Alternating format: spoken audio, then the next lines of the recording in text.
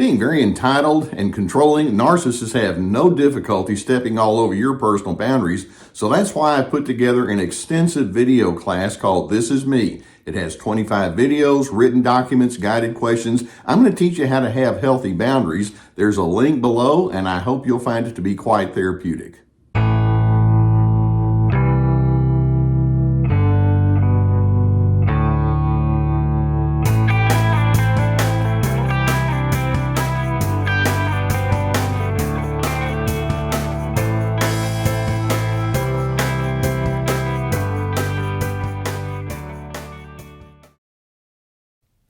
Today I'm in full therapist mode as I talk with you about how we can find some freedom from the narcissist. And I want to talk with you about what I consider to be the most powerful skill that you can maintain as you try to break free from that person. But I could also very quickly add, this is the most difficult skill that you'll have to master as you learn how to break free from a narcissist.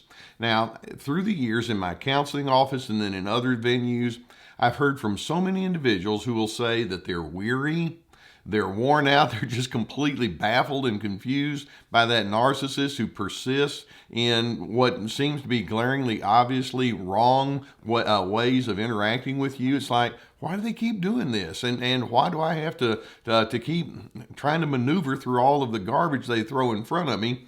And when I hear these stories, there are basically two strong issues at play that create a type of tension that just simply doesn't go away. The first issue is narcissists are stubbornly devoted to their irrationality. How many times have you tried to talk sense to them and they just won't hear you? And then number two issue that's at play, you are wishing to bring common sense to the equation. Now, I want you to think about both of those sides of the equation. First, when we say the narcissists are irrational, is the narcissist likely to let go of their irrationality anytime soon? And I dare say that after hundreds, perhaps, of pleadings with them, the answer is very clear. No, they're not going to let go. And then the other side is, are you likely to let go of your common sense and say, well, I guess I'll just go to what's crazy, because you don't want to let go of your common sense. And so what that does is it sets up a form of tension. There's ambiguity in your life. There's vagueness. There is a lack of being able to tie things down in a neat and tidy kind of way. And so here's the most difficult but also the most powerful skill that you can learn to manage, and that is you'll need to learn how to live with ambiguity in your life.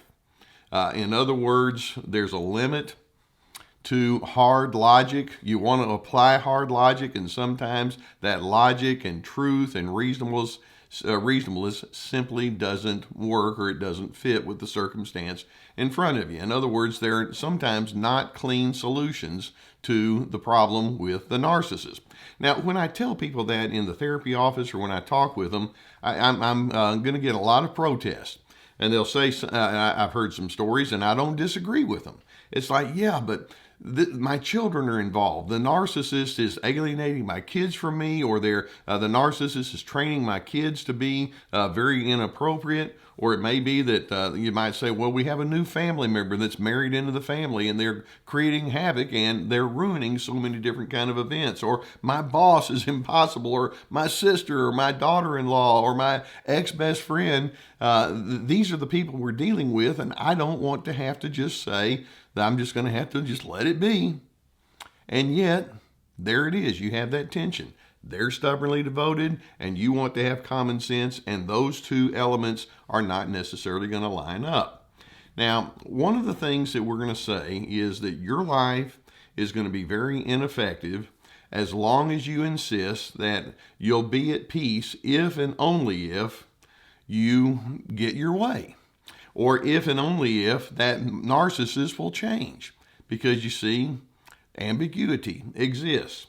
And so we're going to need to learn how to live and move forward in a healthy way, even in the midst of the ambiguity. Now, notice that when I say this, I'm not suggesting that we lay down and say, well, I guess that just means the narcissist wins and I lose.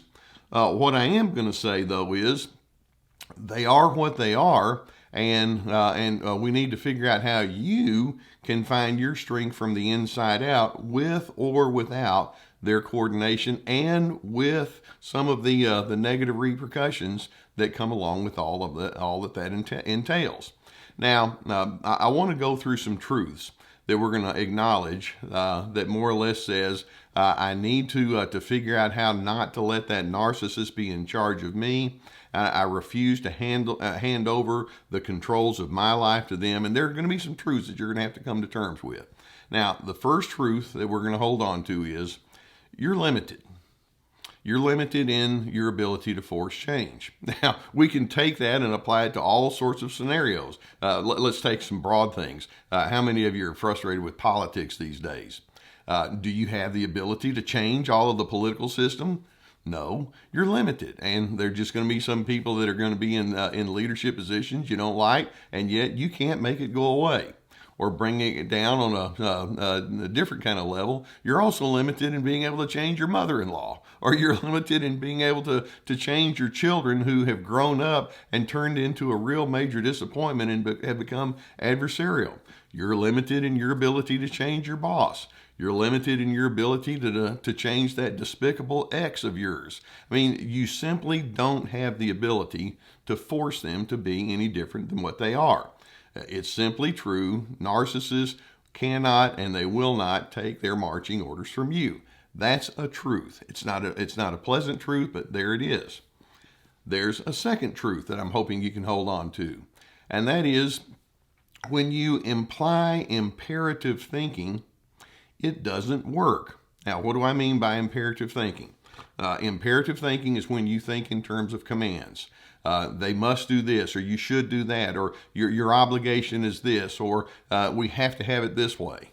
You know, most of the time when you're in the imperative style of thinking, you're appealing to certain ideals and principles and standards, and yet what we're going to say is free choice, free will exists.